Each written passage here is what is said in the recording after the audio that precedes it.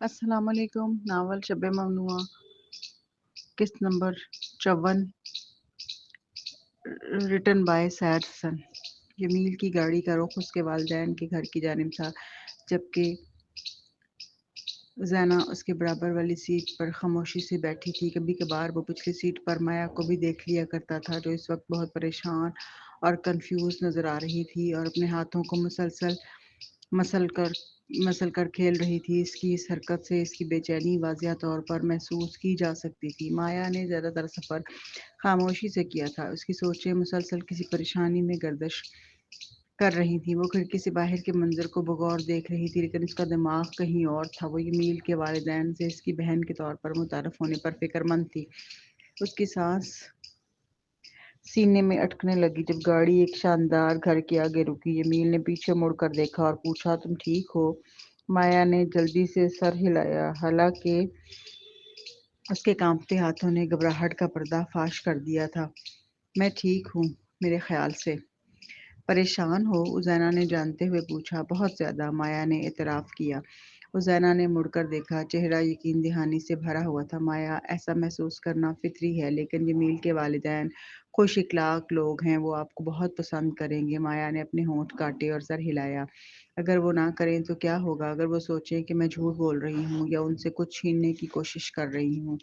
جمیل آہستہ سے ہنسا، آواز پرسکون تھی۔ مجھ پر بھروسہ رکھو، ایسا نہیں ہوگا۔ میرے والدین ایسے نہیں ہیں، وہ اس لمحے کا اتنا ہی بے صبری سے انتظار کر رہے تھے جتنا میں، اگرچہ انہیں ابھی تک معلوم نہیں تھا۔ لیکن مایا نے بات کاٹی۔ عزینہ نے ٹوک دیا، لیکن کچھ نہیں۔ عزینہ نے سخت لہجہ اپنایا مگر آواز میں نرمی برقرار رکھی۔ وہ تم سے جمیل کی بہن کے روپ میں مل کر بہت خوش ہوں گے۔ دیکھ لینا، تم ان لوگوں کو پہلے سے ہی جانتی ہو، تمہیں احساس ہونا چاہیے کہ وہ کیسے لوگ ہیں۔ تم تو ازلینہ کی نینی بھی رہ چکی ہو، یاد ہے نا تمہیں؟ وہ پہلے سے ہی جانتے ہیں کہ تم کتنے اچھے کردار اور اعلیٰ ظرف کی مالک ہو۔ ازلینہ کا ذکر سن کر مایا کے ہونٹوں پر ہلکی سی مسکراہٹ آئی، لیکن اس کے کندھوں کا تناؤ ابھی تک کم نہیں ہوا تھا۔ جمیل نے مرر سے مایا کو دیکھا اور اسے محبت سے پکارا، مایا تم میری بہن ہو، یہی سب سے اہم ہے، اور اب تمہارا تعلق بھی اسی گھرانے سے ہے اور وہ تمہیں بہت مان دیں گے، تم سے اپنائیت سے پیش آئیں گے، بس انہیں ایک موقع دے کر دیکھو۔ مایا نے لرزتے ہوئے سانس چھوڑی، کاش میں آپ کی بات پر یقین کر پاتی۔ ایسا نہیں ہے کہ میں جان بوجھ کر پریشان ہونا چاہتی ہوں، میرا دل بس قابو میں نہیں آ رہا، پیٹ میں گول اٹھ رہے ہیں۔ اس کی آخری بات پہ جمیل اور زینہ دونوں ہنس پڑے۔ اپنے ذہن کو پرسکون کرنے کی کوشش کرو، زیادہ نہ سوچو۔ جمیل نے گھر کے ڈرائیو وے میں گاڑی کھڑی کی اور انجن بند کر دیا۔ میں کوشش کروں گی، مایا نے سخت گھونٹ نگلتے ہوئے کہا۔ عزینہ نے اس کا ہاتھ پکڑ کر یقین دہانی کرائی اور گاڑی سے باہر نکلی۔ تینوں نے سامنے دروازے کی سیڑھیاں چڑھیں۔ مایا کی گھبراہٹ ایک بار پھر بڑھ گئی جب جمیل نے مین گیٹ کھولا۔ جمیل مایا کو اپنے مضبوط ہاتھوں کے حصار میں لے کر آگے بڑھا، اسے ایک عالی شان سے ڈرائنگ روم میں لے کر داخل ہوا اور مایا کو مخملی سے صوفے پر بٹھا کر اس کے بالوں پہ ہاتھ پھیرا۔ آرام سے یہاں بیٹھ کر میرا انتظار کرو، میں انہیں لے کر آتا ہوں۔ مایا ایک مخملی صوفے میں دھنسی ہوئی تھی، اس کی انگلیاں ریسٹ کو تھامے ہوئے تھیں۔ عزینہ بھی اس کے ساتھ صوفے پر بیٹھ گئی۔ مایا نے جواب دینے کی کوشش کی لیکن ناکام رہی، کیونکہ اس کے پیٹ میں گریں پڑنے لگیں۔ جمیل اپنے والدین کے بیڈ روم کی جانب چلنے لگا۔ دروازے پر پہنچ کر اس کے قدم آہستہ ہو گئے اور آہستہ سے دستک دے کر رکا۔ کون ہے؟ اس کی ممی کی آواز سنائی دی۔ میں ہوں، جمیل نے کہا۔ ایک دم ہی دروازہ کھلا اور اس کی ممی کا لہجے میں حسرت اور تجسس بھرا ہوا تھا۔ جمیل، میرے بیٹے، تم یہاں کیا کر رہے ہو؟ کیا تم نے اسلحہ جانے کا ارادہ ملتوی کر دیا؟ کیا میں اندر آ سکتا ہوں؟ ماں کے سوال کا جواب دینے کے بجائے اس نے کمرے میں آنے کی اجازت مانگی۔ کیوں نہیں، آؤ نا۔ اس نے جمیل کے لیے دروازہ کھولا۔ ڈیڈی بستر پر بیٹھے اخبار پڑھ رہے تھے، ممی کپڑے تہہ کر رہی تھیں۔ دونوں نے جمیل کو اس وقت وہاں دیکھ کر حیرت کا اظہار کیا۔ ان کے چہروں پہ واضح پریشانی عیاں ہونے لگی جب انہوں نے جمیل کے چہرے پر سنجیدگی دیکھی۔ کیا ہوا؟ سب خیریت ہے نا؟ کیا کوئی پریشانی ہے؟ ایک لفظ کہے بغیر جمیل ان دونوں کے سامنے گھٹنوں کے بل بیٹھ گیا۔ ممی مزید ششوپن میں گر گئیں۔ ڈیڈ نے اخبار نیچے کرتے اپنی بیوی کے ساتھ نظروں کا تبادلہ کیا۔ یمین، ممی کی بے چینی سے آواز کانپ رہی تھی۔ کچھ تو کہو بیٹا، کیا ہوا؟ جمیل نے ان کی طرف دیکھا، اس کی آنکھوں میں آنسو چمک رہے تھے۔ مجھے معاف کر دیں پلیز ممی، جمیل کی بھاری آواز گونجی۔ کس بات کے لیے معافی؟ حیرت میں ڈوبی آواز اس کے والدین کی طرف سے آئی۔ ان تمام سالوں تک آپ کو غلط سمجھنے کے لیے، اس حقیقت پر غصہ کرنے کے لیے کہ آپ نے مجھے اپنے بیٹے کا نام دیا۔ میں نے سوچا کہ آپ نے یہ غلط وجوہات کی بنا پر کیا۔ مجھے احساس نہیں ہوا کہ آپ مجھے بچانے کی کوشش کر رہی تھیں۔ ممی کے رخساروں پر آنسو بہہ نکلے جب انہوں نے شدت گریہ سے گویا ہوئی کہا، نہیں جمیل، تمہیں کسی چیز پر افسوس کرنے کی ضرورت نہیں ہے۔ کسی پر نہیں، یہ میری غلطی ہے۔ مجھے سمجھنا چاہیے تھا جب تم سمجھنے کے قابل ہو گئے تھے۔ میں نے سوچا کہ تم سب کچھ بھول کر زندگی میں آگے بڑھ چکے ہو۔ مجھے اپنی غلطی کا تب ہی احساس ہوا کہ جب تم اسکینڈل سامنے آنے سے پریشان تھے، لیکن میں اتنی پریشان تھی کہ سچ نہیں بتا سکی۔ میں وہ ہوں جسے معافی مانگنی چاہیے۔ یمیل کی ان کے ہاتھوں پر گرفت مضبوط مگر نرم تھی۔ نہیں ممی، میں ناشکرا انسان ہوں، میں ایک نافرمان بیٹا ہوں، اور میں ممی نے اس کی بات کو بیچ میں ہی روک دیا۔ بس کرو، ایسی باتیں نہ کرو، میرا دل بند ہو جائے گا۔ تم ایک بہترین بیٹے رہے ہو جس کا میں نے کبھی تصور بھی نہیں کیا۔ مجھے تم پر فخر ہے یمیل، ہمیشہ۔ انہوں نے ایک دوسرے کو مضبوطی سے گلے لگایا۔ ان کے آنسو آپس میں مل گئے جب وہ ایک دوسرے سے چمٹے رہے۔ جمیل کے والد نے جذباتی لمحے کو توڑتے ہوئے اپنا گلا صاف کیا اور کہا، کیا آپ ماں بیٹے کا ڈرامہ ختم ہو چکا ہے؟ کیونکہ میں جاننا چاہتا ہوں کہ تم ابھی اسلحہ کی فلائٹ پر ہونا چاہیے تھا، مگر تم یہاں کیا کر رہے ہو؟ جمیل اور اس کی ممی نے ایک دوسرے سے پیچھے ہٹتے ہوئے اپنے آنسوؤں کے درمیان ہنسے۔ کیا آپ کو اپنے ڈرامے میں شامل نہ کرنا واقعی میں آپ کا موڈ خراب کر گیا ہے؟ اپنی آستین سے آنسو صاف کرتے ہوئے یمیل نے کہا، مجھے کیا کرنا چاہیے تھا اس ڈرامے میں؟ آپ دونوں کے ساتھ شامل ہو جانا چاہیے تھا۔ انہوں نے خشکی سے جواب میں بات بڑھائی۔ کسی معافی کی ضرورت نہیں ہے، تم ہمارے بیٹے ہو، ہم نے حفاظت کے لیے وہ کیا جو ہمیں کرنا تھا۔ تمہارا غلط سمجھا جانا ہمیں کچھ برا نہیں لگا۔ جب تک تم محفوظ ہو ہمیں کسی چیز کی کوئی فکر نہیں۔ تمہاری حفاظت کرنا ہمارا کام تھا اور ہے۔ مجھے خوشی ہے کہ تم اب ہماری مجبوری سمجھ سکے۔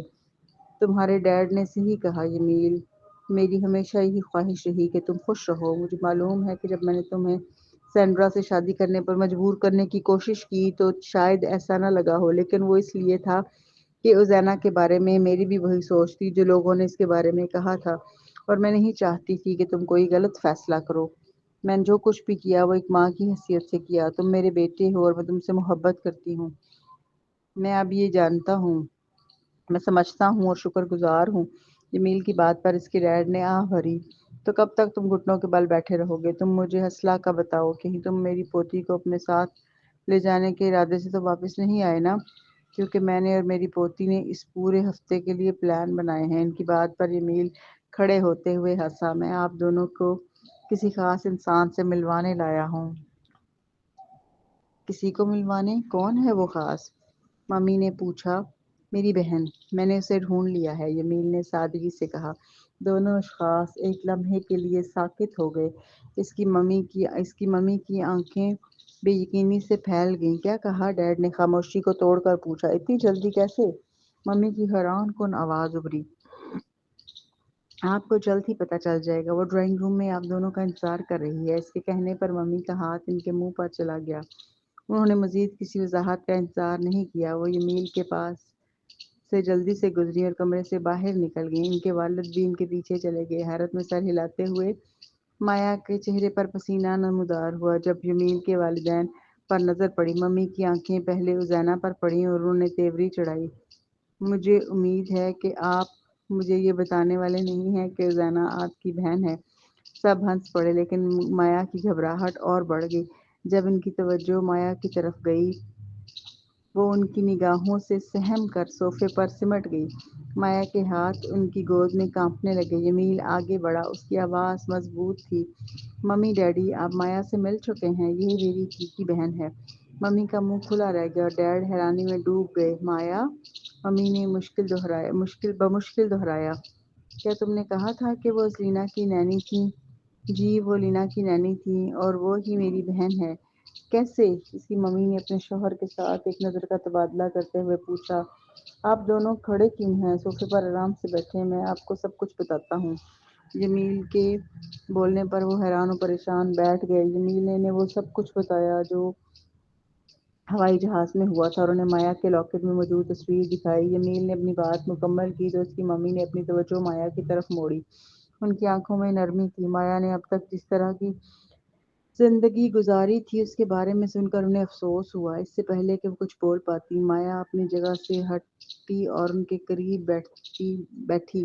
مجھے معلوم ہے کہ یہ غیر متوقع اور کافی ناقابل یقین ہے۔ مجھے ڈی این اے ٹیسٹ کا برا نہیں لگے گا۔ مایا کی اس بات پر جمیل کی ممی مسکرائیں۔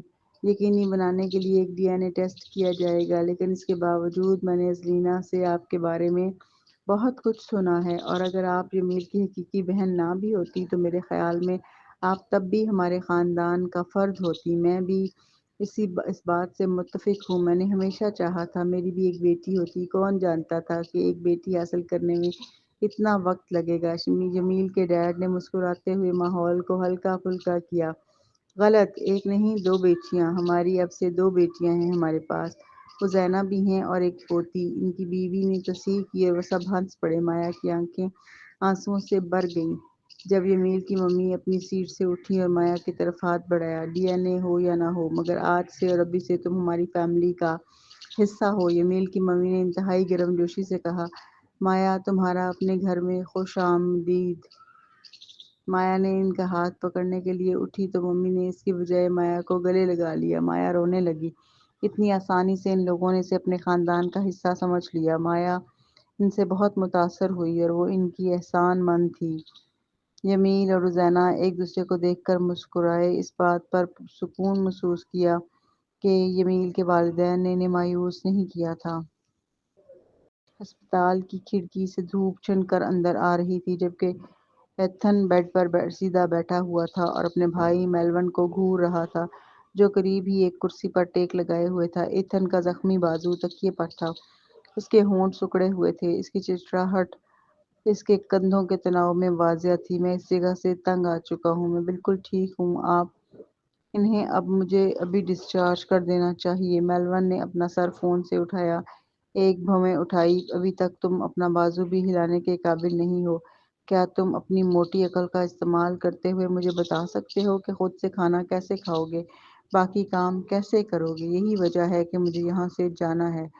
ایتھن نے پلٹ کر جواب دیا، اگر میں گھر پر ہوتا تو رائنا میرا خیال رکھتی، وہاں سے اپنی بیکری کا کام کر سکتی تھی اور ہمیں مزید وقت ساتھ گزارنے کو ملتا، لیکن نہیں، میں تو تمہارے ساتھ یہاں پھنسا ہوا ہوں اور وہ باہر کاروباری معاملات دیکھ رہی ہے۔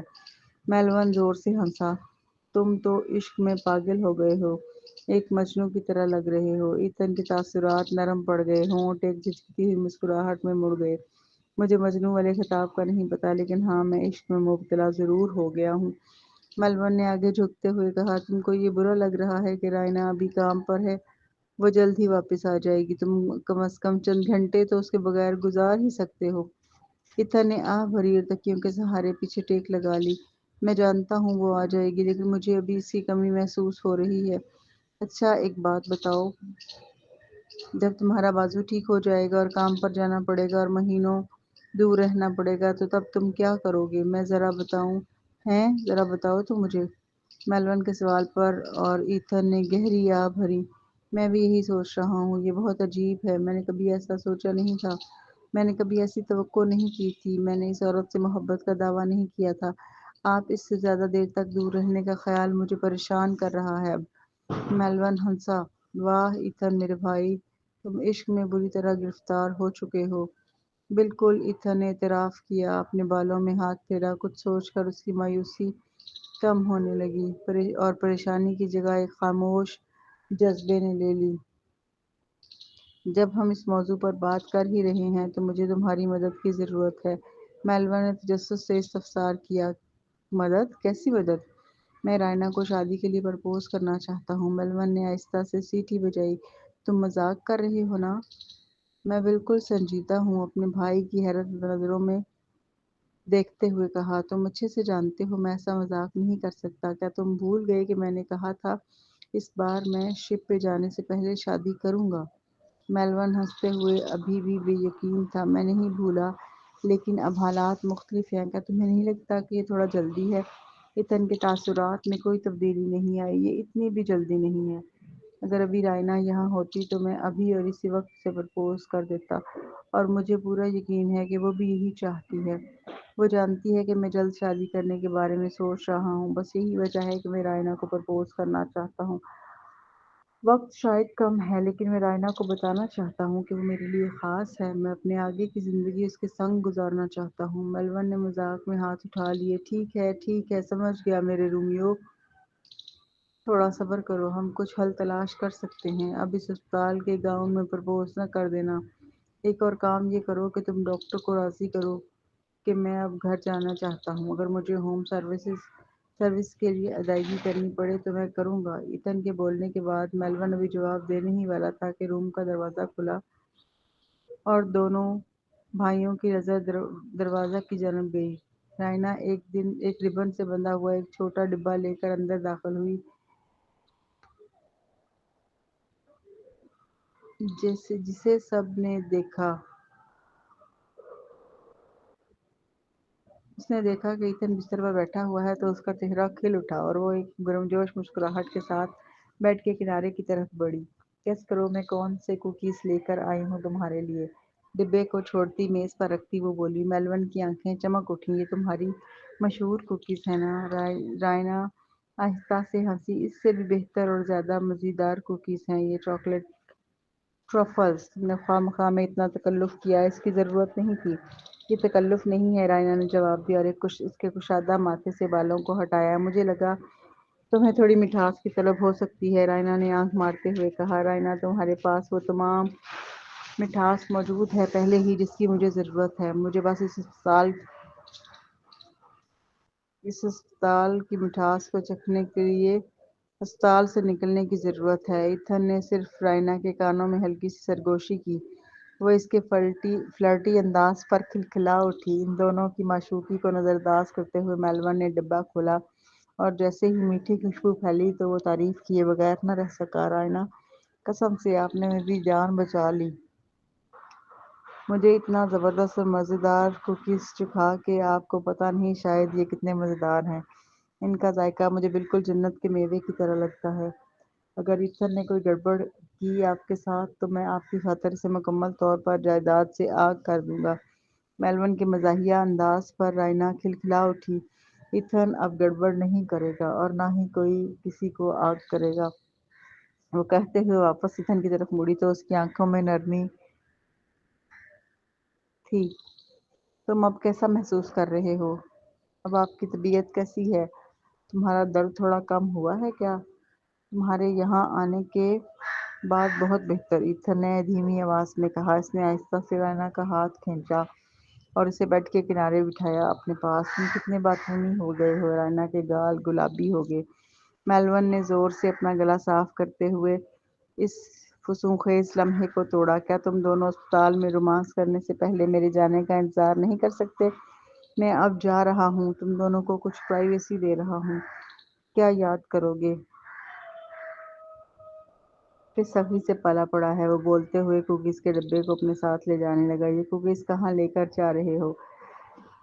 ईथन के कहने पे मेलवन दरवाजे की तरफ बढ़ते कदम रुक गए।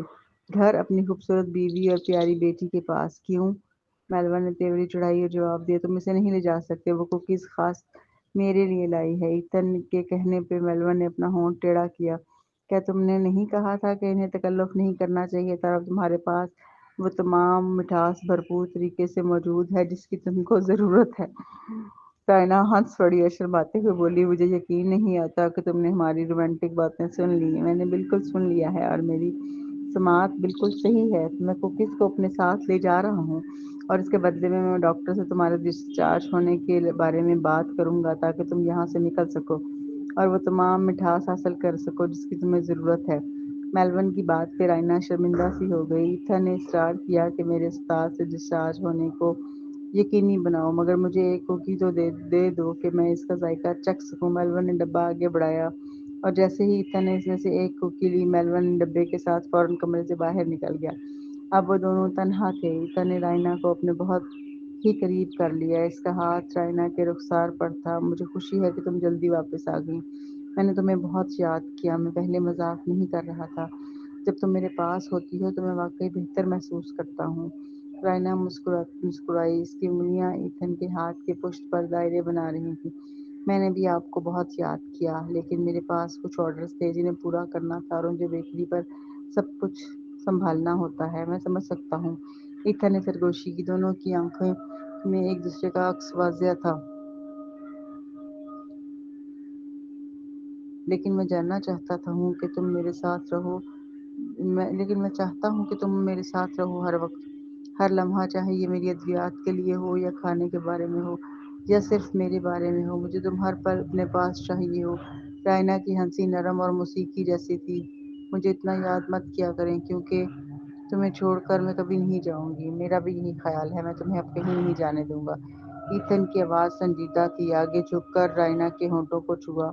اس لمس میں اپنائیت اور استحقاق شامل تھا۔ پھر ایک لمس سے ماتھے کو معتبر کیا، جیسے ایک وعدہ کر رہے ہوں کبھی جدا نہ ہونے کا۔ رائنا کے گال گرم ہو گئے لیکن خود کو دور نہیں کیا۔ اس کے بجائے رائنا آہستہ سے ایتھن کا چہرہ اپنے ہاتھوں میں لیا۔ اس کا انگوٹھا ایتھن کے رخسار کو چھو رہا تھا۔ جب انہوں نے ایتھن کے لبوں کو چوم لیا، جیسے وہ ابھی اس وعدے کو نبھانے کے لیے پرعزم تھی۔ کیا تم نے فیصلہ کر لیا ہے کہ کہاں رہنا ہے، میرے گھر میں یا اپنے؟